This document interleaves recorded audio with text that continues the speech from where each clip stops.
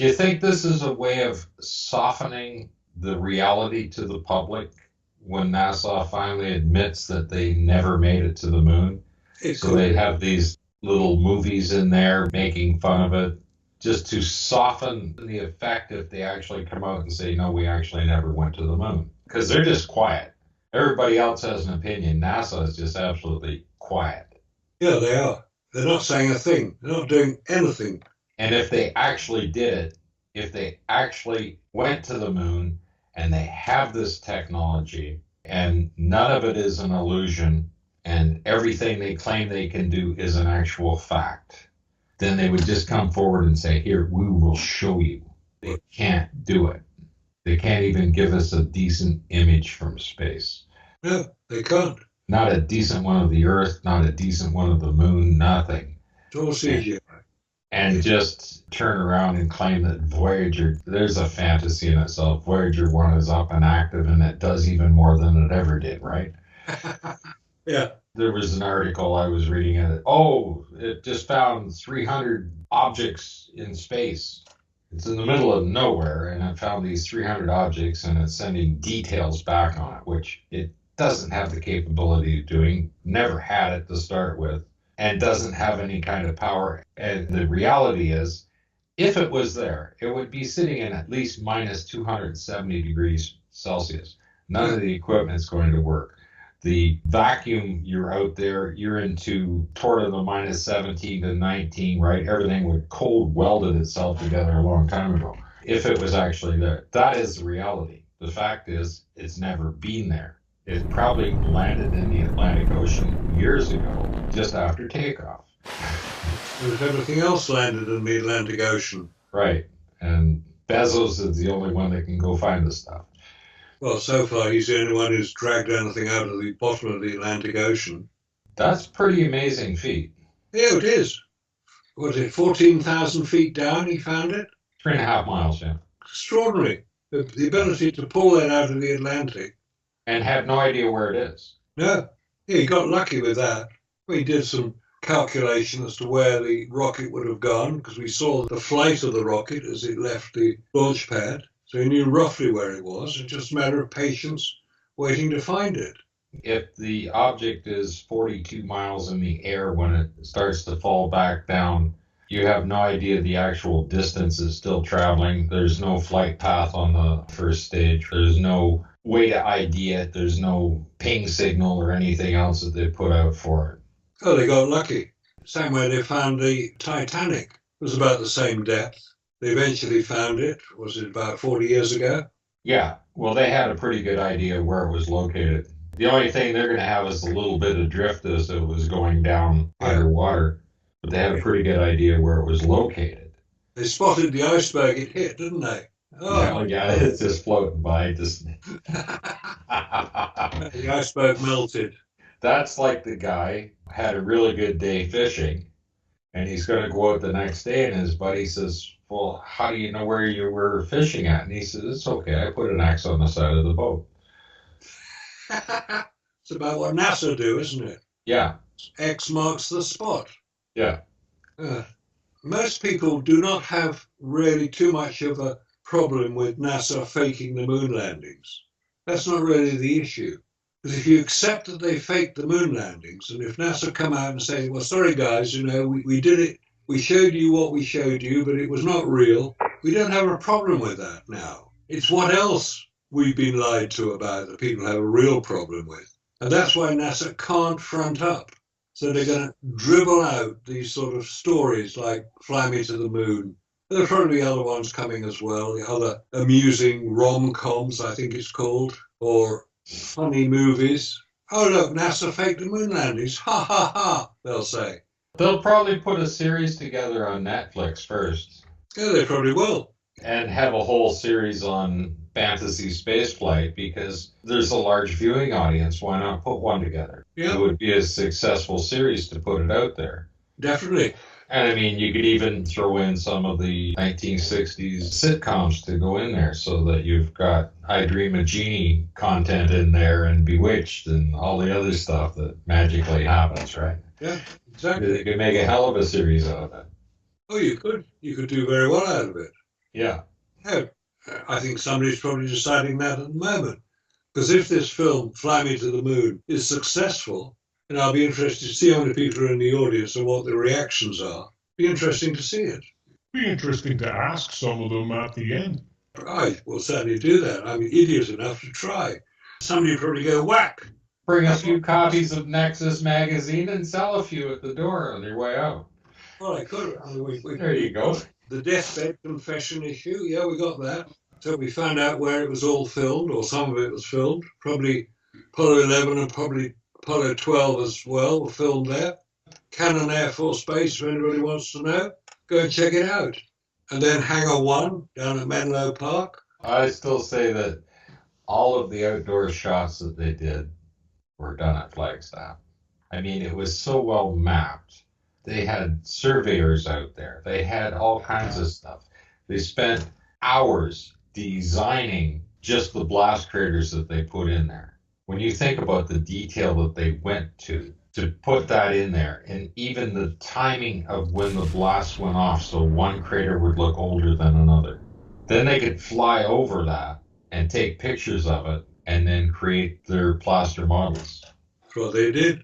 Well, you know, when you look at the film industry, you do things the easiest way that you can because you're on a time constraint. Yeah. You have money to worry about, you have a budget to worry about, but NASA didn't have that. So the way I look at it is this. You want to do things the easiest way. You already have the craters blown. You have the crane up there. You have all the lighting you need. You have the generator station right there. You have everything there. You have the rovers there. You have the astronauts there. You have the spacesuits there. You have everything all in that one location. So why not use it? Pretty simple to me. Yep, makes sense. Makes sense. Just change the background a bit, put a few other mountains in. You could actually drop the blackout blankets right from that crane. Now you have a nice black sky. And they only have to drop them so far because it's not going to pick up any stars up there if they're doing it at night.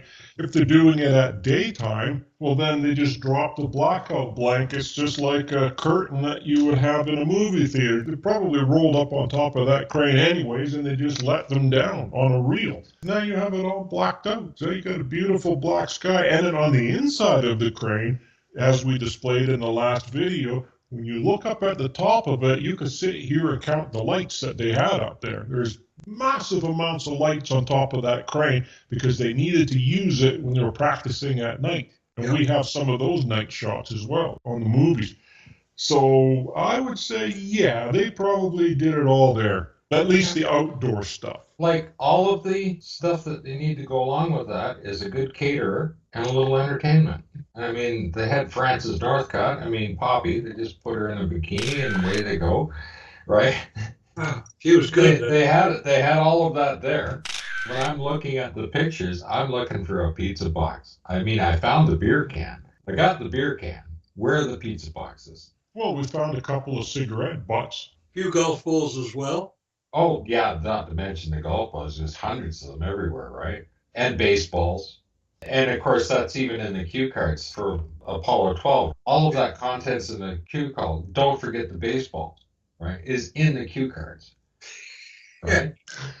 Yeah. And you got the little cartoons. Alan Bean's doing the cartoons, right? He's got a baseball glove on. And then he says, I'll be able to get out of this suit and get into my tennis sneakers. It's all in the cue cards. You guys are going to find this a little bit funny.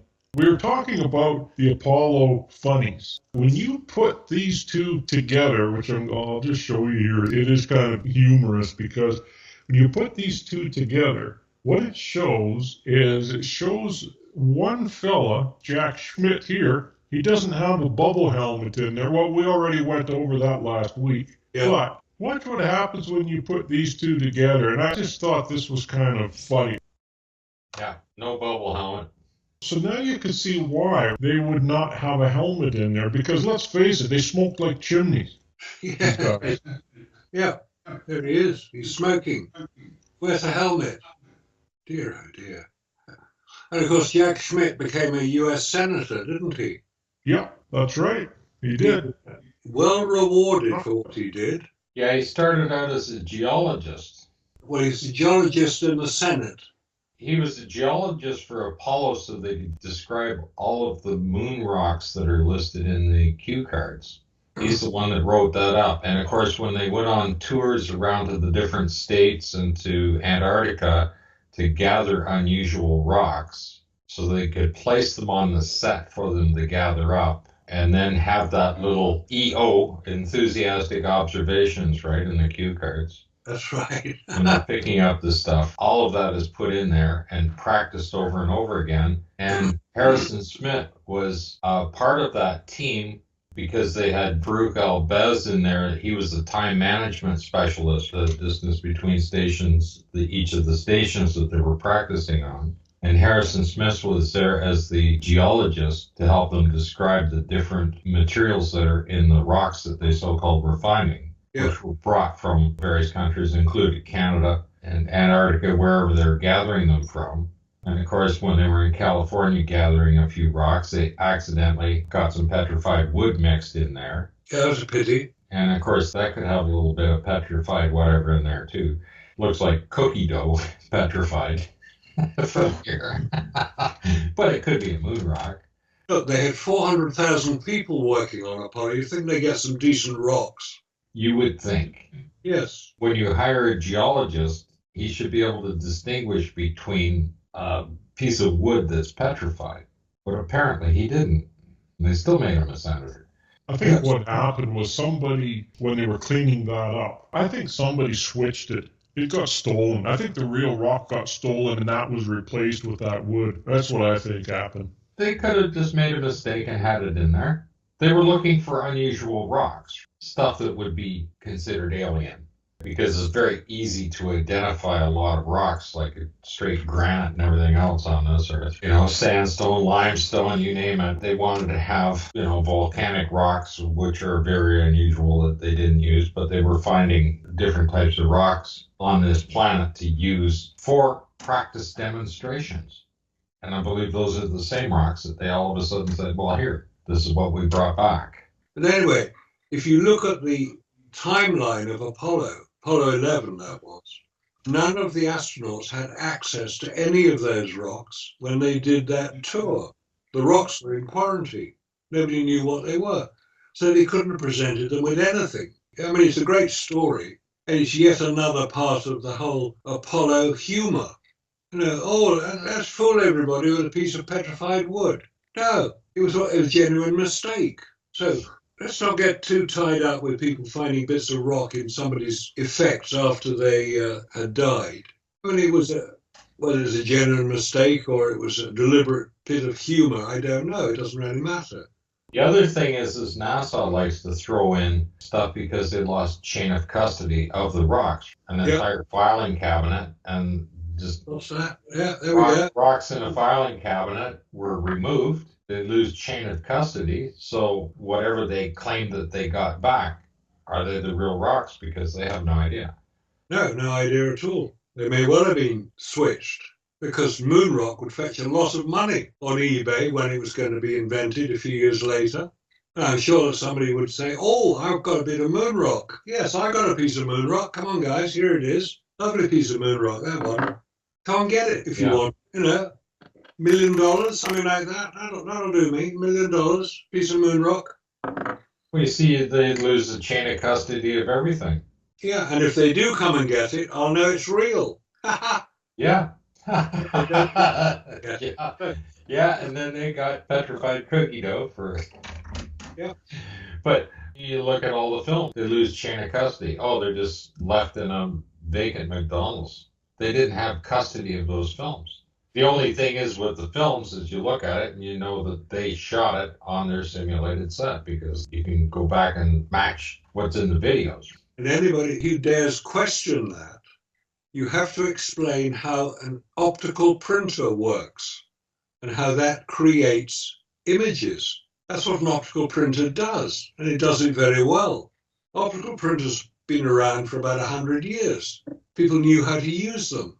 So obviously, if you're going to use film and you're going to create film to show something different from what the film actually recorded, you use an optical printer to create it. End of story. Yeah, and you can make Superman fly really easy. Yeah, of course you can. You can get helicopters flying into buildings very easily. Oh, you can get gorillas climbing the Empire State Building too. You can get dinosaurs taking kids around Jurassic Park. For real, obviously, what it looks like. And you can get big sharks coming at boats. You're going to need a bigger boat. That was a big shark, that one. Very big shark. And it took a lot to get rid of it, didn't it? When it grabbed a hold of the back of the boat and chewed him up, that was a pretty big shark. It was a very big shark, yes. Yeah. I mean, it was really scary. We're watching it. Are they going to survive? It was good. It was all fake, of course. Well, like the moon landings, all faked. Now, if you would have put music behind the moon landings, then it really would have been suspenseful, just like Jaws. It was the music that made that.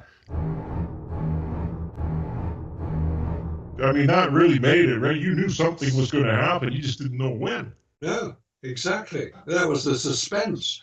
But he could put the music behind Apollo 13, couldn't they? Are they going to get back? Are they going to survive? Big suspense. They really came up a cropper on that one, didn't they? They could have really had a good show out of that if they would have added music to it. Well, yeah. Well, they got 6 Oscars out of it. And Neil got a star. Neil got a star, yeah. When you look at the Hollywood Walk of Fame, you have to notice that there's little round plaques on it right below the star. Now, what that does is it indicates what field of the entertainment industry they were in. Now, if you have a little, like it's a round gong with a stick beside it, well, that's the music industry. If you have a television with an old-fashioned camera by it, well, you're in the movie industry. And if you have a television on it, that means you're in the television industry. Guess which one Armstrong has on it? Go on, which one? The television industry. That's the television with the 2 rabbit ears on it.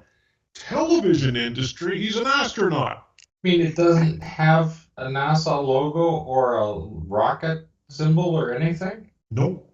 You look at Sammy Davis Jr. He has the gong with the stick by it because he was a musician mostly. So what's Armstrong doing with a television with 2 rabbit ears on it? It was shown around the world. It was one of the biggest shows that had ever been produced at the time. He was a big star. So where's he buried? He's buried at sea. Why is he buried at sea? Because he didn't want to fuss.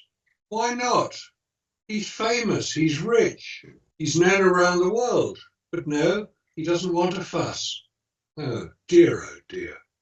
Well, maybe he had an affinity with Jacques Cousteau. Oh, that could be He it. wanted to swim with the fishes. Swim with the fishes. Well, he's doing that right now in his lead-lined coffin. So he's not going to get radiated in the bottom of the Atlantic off coast of Florida, is he? Nope. A lead-lined coffin. Who has that? We don't know. I don't know. What, does Collins have a lead-lined coffin? Francis Northcott's still alive. Collins died April 2021, aged 90. Well, they do last a long time, these astronauts. Radiation preserves them. Well, something must preserve them. I think Aldrin's still around, he's 93. Well, yeah, but he was pickled, so he's better preserved. That's probably true, yes. Yeah. Oh, dear. All that moon bacteria just helped preserve them. Must be the alien influences. Yeah. Well, if those guys really did go to the moon, that would mean that they probably would have had cancer, every last one of them. Look at cancer today, it's an epidemic. And a lot of these scientists are saying that it's because the ozone layer is getting thinner. And what's happening now is that all these rays are getting in. You remember on the beaches, right? Like 68 and 60. I mean, we were in California at the time. You didn't really have to put on much suntan lotion at all. And you could stay out in that sun for a couple of hours. You're not going to have much of a problem. Try doing that now and see what happens. And I still say that these Apollo astronauts, if they would have actually made it to the surface, I think all of them would have had cancer by the time 2000 came around. If you were walking on the lunar surface that has been constantly irradiated, they're sitting there bringing that dust inside the vehicle. They were inhaling it because they're in zero gravity when they're flying around. There'd be dust flying around inside the cabin on the way back. The dust that was on their suits would then become, in a zero gravity situation, they'd have to have masks on not to breathe it in. Yeah, exactly. I mean, come on, that's going to be like breathing in fiberglass insulation without a mask. And you take a look at the shots of Cernan in Apollo 17 where the dust, he's just covered in dust all over his face and everything else. That's highly irradiated dirt if it was from the lunar surface. And not only that, you have radiation bombarding that surface from the sunlight and it's reflecting off. And of course, that creates microwaves and X-rays as well. When one surface hits the other like that, and there are documents claiming that the astronauts would be cooked. But surely that in itself will prove that they were never on the moon. If they got so covered in dust, which I think was a special effects just to prove they were there to the audience who were watching it. But if it was as radioactive as that, and there's no reason to believe it isn't, they would be dead. If they're inhaling it, it's all over their skin. And that would prove they couldn't possibly have been there, and it was just special effects. Well, like I said, if you take the bow shock that's around the Earth and the radiation that's being moved by the Van Allen belts, by the electromagnetic shielding that we have around the Earth, there's none around the moon. So all of that is concentrated. That bow shock is going to be right at the surface. Right, now let's have a look at what ChatGPT has to say about this. Of course. I asked ChatGPT, is the lunar surface, the regolith, radioactive? And it says yes. Lunar regolith, the loose layer, heterogeneous material covering solid rock on the moon's surface, is indeed subject to radiation. The moon does not have a substantial atmosphere or magnetic field to protect it from space radiation, so the regolith is constantly exposed to various types of radiation. 1. Solar radiation. The moon is continuously bombarded by solar wind, which consists of charged particles such as protons and electrons emitted by the sun. These particles can penetrate the lunar surface to various depths depending on their energy. 2. Galactic cosmic radiation. Galactic cosmic rays are higher energy particles originating from outside the solar system. These particles, including protons and heavier nuclei, can also penetrate the lunar surface and contribute to the radiation environment. And thirdly, secondary radiation. When primary particles from the solar wind or cosmic rays strike the lunar surface, they can produce secondary particles through interactions with the regolith. These secondary particles can include neutrons, gamma rays, and other particles that contribute to the overall radiation levels. Now, if you want to say implications for lunar missions, it says radiation exposure for astronauts. Let's have a look at this one. Astronauts on the moon are exposed to higher levels of radiation than on Earth due to the lack of protective atmosphere and a magnetic field. This exposure is a significant consideration for the duration and safety of lunar missions. Well, isn't that interesting? Wow. Yeah, you can take an X-ray right through any of the spacesuits. And that cosmic radiation is estimated at what, be 9 meters or something like that? Penetration into the surface? Well, if it can penetrate through 9 meters of soil, how much protection do you need to have in a suit to protect that from happening? Oh, about the same distance of lead, I should think. It's going to need quite a few inches of lead around the suit, in the suit. The amount of lead that they need to do would prevent a rocket from lifting off. Oh, yeah, it wouldn't get off the ground at all. Far too heavy. They're going to have to line the lander. They're going to have to line everything else. And with that much radiation, how would that affect the communication? All the electronics, the sensors that they claim they left on the surface is sending back signals. It's laying right on the surface. It's exposed to direct sunlight. How the hell is that stuff supposed to work? How would the antennas possibly work? It works because NASA says they work. And we've got to believe NASA every time they speak. Now, if you don't believe NASA, and it stands for never a straight answer, you're getting part of the way through solving this problem. NASA don't tell the truth about anything. very much. It's sad.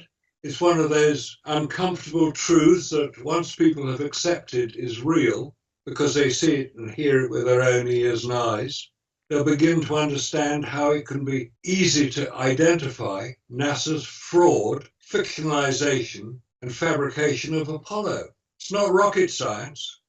It's just reality, logical thinking. The rocket science just gets you into the Atlantic. Yeah. It's a good thing the Atlantic is about 15,000 feet deep, and it's hard to find these things that they dumped there. It was unfortunate the Russians managed to pick up one before it sank. Command module, that is, from Apollo 13. That was the real problem with Apollo 13. The film and the rest of it was all fake. Good story. Yeah, I still have a thing that they fantasized the whole thing because they couldn't organize the astronauts, that they probably weren't cooperating enough to fake it, to go out and shoot the scene. So they said, well, then we'll fake it this way. Well, they saw what happened to Gus Grissom, so they probably got back into line. Yeah. And before anybody starts talking about, well, there were 400,000 people who worked on Apollo, yes, there were. They were doing the best job they could. They knew nothing of any of this. Look, it's taken us over 50 years to find the answers, to find the problems. Do you think those 400,000 people knew what was going on? Of course they didn't. They watched it on television, same as we did. Well, same as I did. Well, there was nothing available for 30 years. Yeah, nothing at all. There's nothing available other than the little bits of stuff that NASA had put out to the media. You didn't have access to the files. As soon as the 30th anniversary came up there and they put stuff for the first time online, uploaded the photographs, uploaded the PDF files, did the big 30th anniversary stuff, and that was put together. The University of Indiana put that together, and I managed to download a CD of that entire presentation of the thing with the PDF files, the original PDF files in that. When you start looking at it and you realize that those people, because it's already 30 years later, were simply scanning the documents, they're not reading them. They're scanning the photographs. They're not looking at them. And all of the mistakes, anybody that went through and tried to remove any anomalies that might have been in there, you know, like somebody took a few pictures of them while they're taking a break on the set, right, and have a Playboy bunny on their lap, which we knew were there because it's in the cue cards. Yeah, it is. Yeah. They had a birthday party for one of the astronauts and they brought Playboy bunnies to that set. And it's listed in there, and even have their favorite Playboy bunny, the 4 pictures of the Playboy centerfold are there. That's all there. Like I said, if we saw party balloons in the photographs, they would have taken pictures of those people while they were doing that. Well, it was being catered to and everything else. And they're bombing around in their Corvettes on the set, you name it. That all would have been there. Those pictures would have been removed because they're way too obvious.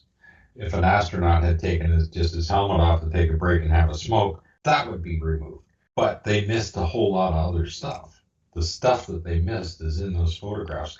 And that is the real documentation of what happened for the Apollo missions. The photographs are there because they were taken on Earth. Of course they were. All the photographs were taken on Earth because we now know film will operate. And when you look at it and you realize that they didn't even bother to build operating pieces of it, like the only thing that you see in the photographs that are functional is the rover's functional as far as being able to drive it, and the cameras are functional. Everything else is just a mock-up. The experimental equipment, just take a good look at it. There's nothing there. There's just some aluminum framing and some foil around it. You take a look at the LEM, it's just a mock-up. It's an empty shell sitting on the surface. Couldn't possibly function as a real machine.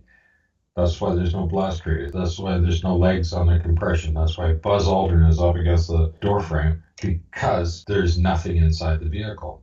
And when you look very carefully at it, it couldn't possibly get out face down and come out on their belly out of there when you've got a 10-inch PLSS on your back and you're sitting in at least another 12 inches for the console. Your knees are up against the base model. It comes up 20 inches, and then the rocket engine is there. You can't bend over and bend backwards to get around to get your legs out that way. Your body doesn't go that way.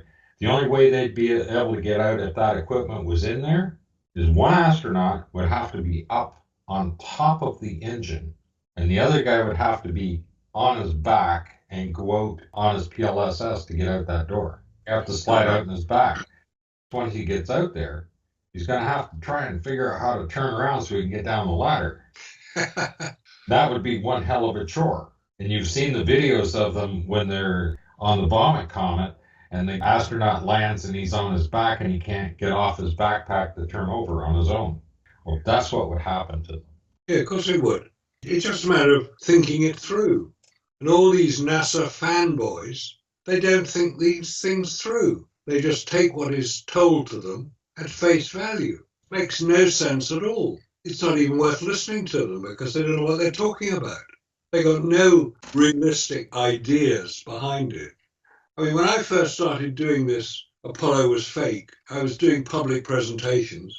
And this was in the days when I had to use an overhead projector because I was copying some of the pictures out of books. That was the only thing I could start with. I then created overhead slides using an overhead projector. Remember those? I've been doing this for 30 years, for goodness sake. And more people are now beginning to realize that what we've been talking about is reality. It's not fiction. Apollo was fiction, and they're beginning to see that.